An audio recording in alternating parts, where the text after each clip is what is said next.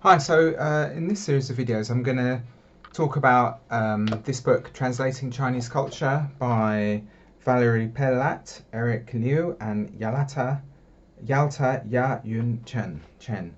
Um, One of the few actual specialized translation textbooks for us Chinese Chinese to English translators. There's millions of translation studies textbooks.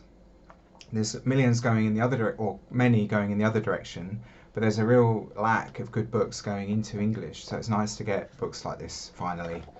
Um, uh, First thing is talking about culture. I think there's a sense that if something's hard to kind of visualize or get your head around, it must also be hard to translate. But I don't think those two necessarily flow. Um, I don't know what makes something hard to translate. I think there's a combination of things. Art is going to have a bunch of factors that make it hard. One is artists all come from different times and they would have spoken using different words.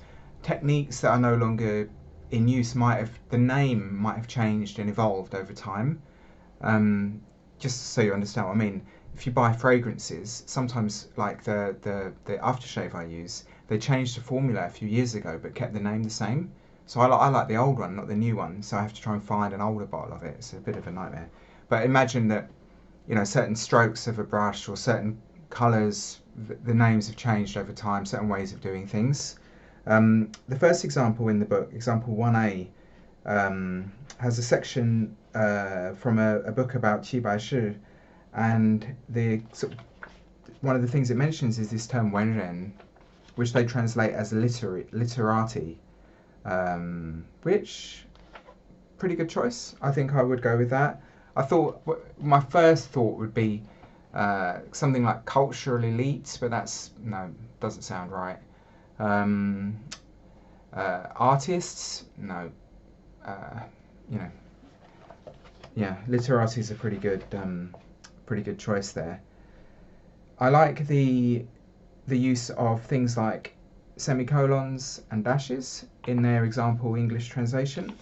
One of the features of less confident translators is if there's a comma in the source, there's a comma in the target. If there's a full stop in the source, there's a full stop in the target. But actually, no, you have to change. The grammar serves you. It doesn't serve. You're not serving the gods of grammar. You're serving the gods of making a good text.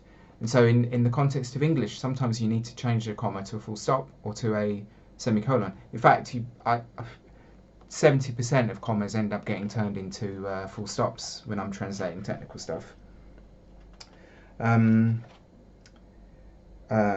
so there's a bunch of interesting points about the second example, which is another article about Qi Bai Shi. Another term that comes up, which is outsiders. So yeah, well, again, difficult to translate into English clearly. But I don't really get this.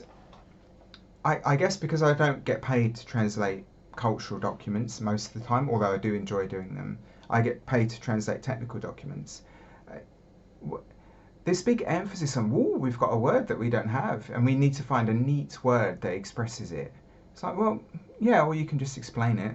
I mean, what's the big deal? Just explain what the thing means. The reader wants to know what it means. They don't necessarily want you to be the most elegant possible form that a human being can possibly manage. Of course, if you can, then great.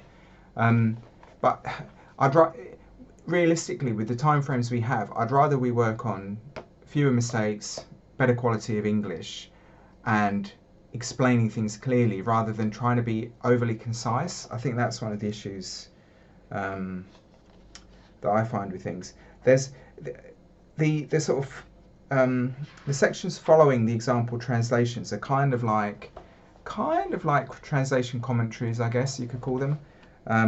They've done a lot of research into the background of the artists and given you a lot more information about it.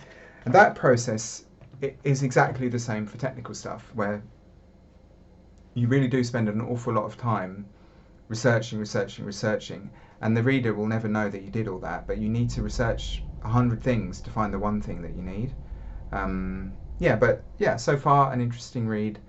a couple of interesting vocabulary choices.